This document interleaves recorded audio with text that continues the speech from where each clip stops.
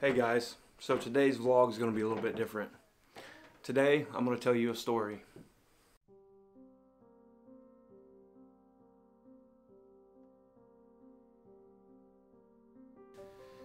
If you've been watching the videos and following along, you've seen a little bit about my son Lincoln and that this is his room, but what you don't know is this wasn't always his room. 1 year ago, I painted that sun and I painted this whole room and did this closet and did everything in here for my twin sons, Beckett and Bodie. Before I get into that, we need to rewind. In 2013, my wife and I decided that we was ready to have a baby, and we had tried for probably a year and nothing had happened. So we went to the doctor. We found out that Brittany had PCOS. After finding out Brittany had PCOS, we decided to go with the first round of action, which was IUIs, and I think we did 4 of those and nothing changed, nothing happened. So then we had to decide if we was going to do IVF, which is in vitro fertilization, and it was outrageous. The price of it was so expensive, and we talked about it and we talked about it and we decided that's what we was going to do, and we figured it out. First round, nothing happened, and it completely crushed me. At the time, she didn't know this. I played it off, and it obviously crushed her, and she began to have feelings of, she felt like she wasn't adequate and that she wasn't enough for me, and it even got to the point where she said that, I understand if you want to leave me since I can't give you a family, which is, it's absurd. It's crazy. That's not why I married her. So they made us wait a few months, and we tried again, and this time they implanted 2 eggs in hopes that one would take, and we waited for the 2 weeks, which was just a nightmare. It seemed like an eternity, and I come home from work and found out that Brittany in fact did get pregnant, and it was just amazing. It was the greatest thing I had heard. So at about 9 weeks into the pregnancy, I was at the church playing music where I do every Friday night, and my phone rang while I was on stage playing, and I ignored it because sometimes I got phone calls. Well, then it rang again, and it rang again, and it rang again. So finally I stopped playing. I stepped off stage and I picked it up, and it was my niece, Tony, who lives with us as well. And she was crying. She said, "Get home now. Aunt Brittany's bleeding." So I rushed home as fast as I could and found Brittany in the bathroom, and she was crying, and I got her put together and put her in the car, and we drove to the hospital. And I just remember thinking that this can't be it. This can't be it. And I knew it wasn't. I honest to God, I knew it wasn't over. So we got to the hospital, and they wouldn't let me go back with her when they did the sonogram to see if she was having a miscarriage. When she came back, she said the baby's fine, and so was the other one. And I was floored. I couldn't even comprehend what she just told me, that both of the eggs took and they were fine. She had a subchorionic hemorrhage. So let's fast forward to 15 weeks when we paid to find out the gender early. And obviously it was boys. We found that out, and it was one of the happiest moments of our lives. Brittany's always wanted to be a boy mom. And now let's fast forward a year ago today. I painted this right here for my twin sons and was getting this room ready. And I was so excited I couldn't wait. I was so pumped to have twin boys. I knew it was going to be hard, but we were ready. We were so ready to do it. Fast forward to 20 weeks, and we had finally agreed on names, which is crazy because you never realize how many people you don't like until you start trying to name a baby. I know that's the cliche, but it's so true. So once again, it's a Friday. I come home from church, and Brittany said she doesn't exactly feel right. And of course, if any of you know me, I was like, let's go to the hospital. Let's go to the hospital right now. That's kind of my answer to everything. A little bit of a hypochondriac. She was like, no, I'm fine, I'm fine. So we enjoyed our night. We watched a movie and we went to bed. She woke me up at 7:30 the next morning, and she said, babe, I think we need to go to the hospital. So we went. We drove to the local hospital where her doctor was at, and that was the day that I got the worst news of my life. So we arrived at the hospital, and we got into the room they put us in, and the doctor began the exam, and her face said it all. She looked up at me and shook her head and said, I'm so sorry.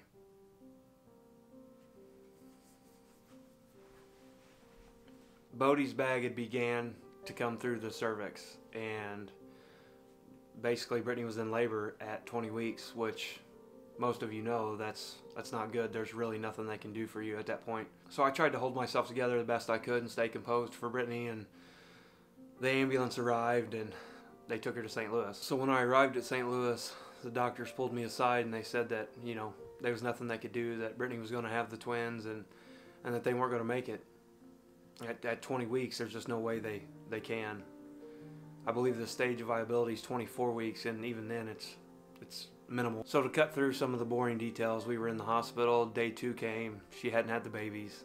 Day 3 came, and nothing. She was still holding on, and it had gotten to the point where Bodie's bag had ruptured and was leaking, and Brittany began to show signs of infection. Her temperature started going up a little bit. She started having stronger labor contractions, and the doctors were very adamant. They told us we had to try. She needed to push, but she wouldn't. So day 4 came. Her temperature is getting a little bit higher. She's not feeling great. She's hardly slept.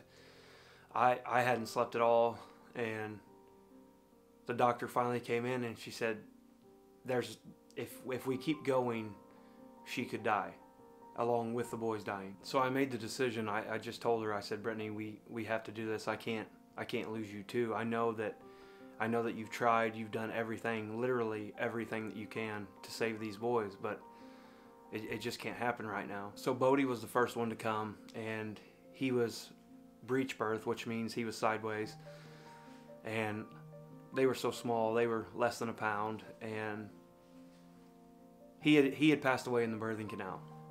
They took him and cleaned him up, and we got to hold him for a little while, and you know, of course, then they took him away.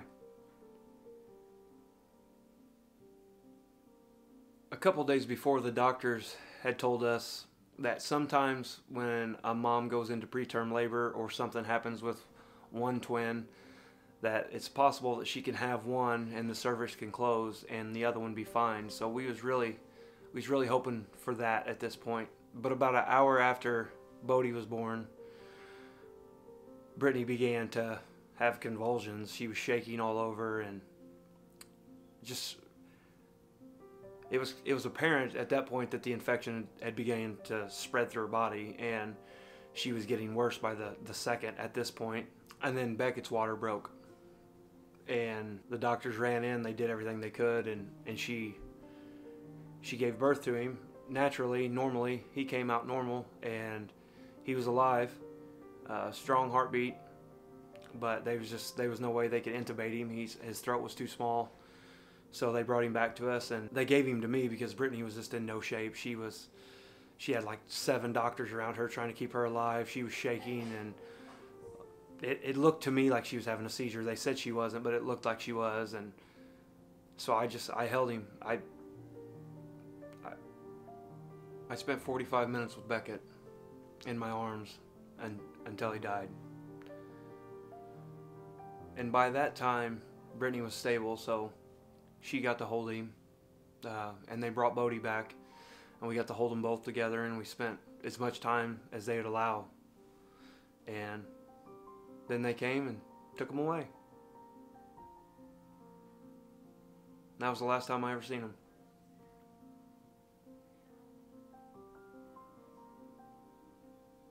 So we came home, closed off this room. It was off limits. We didn't come in here. We didn't talk about it. We didn't look in here. We didn't do anything in here. And I was a good liar to my wife. I told her I was okay, and I was strong for her and made sure she had everything she needed, but I wasn't. I wasn't good at all. If I was being honest with you, I didn't even want to be alive anymore. I didn't care. To give you context of how hard this hit me, when I was 19, I held my dad's hand as he took his last breath. And I could do that 10,000 more times before I could go through what I went through with my twin boys. So I had basically given up on everything. I didn't care anymore. I was just kind of numb to everything, to work, to family, to just friends, everybody. I just didn't care. I had completely given up, and I don't remember the exact day in July. I came home and Brittany told me she was pregnant.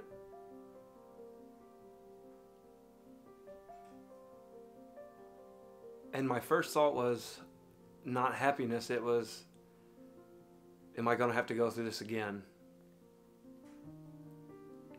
And basically the anxiety from this whole pregnancy with Lincoln has been, it's been a nightmare, and we've not had any problems at all. Today, my wife is 30 weeks pregnant. We're long past the stage of viability with Lincoln. I mean, anything can happen, but we've sort of let our hair down, so to speak, now, because we know that there's a really good chance if something were to happen that he would make it. So for any couples out there struggling to get pregnant or struggling with the loss of a child or multiple children, I know your pain, and I'm sorry that you had to feel that. I wouldn't wish it upon anybody. But just don't give up. Don't ever give up, because crazy things happen every day. And I honestly never thought I'd be here making this video. I never thought I would be 30 weeks pregnant with my wife again and having another son. But here I am. So just don't give up, guys. Just keep taking those steps no matter how hard it is.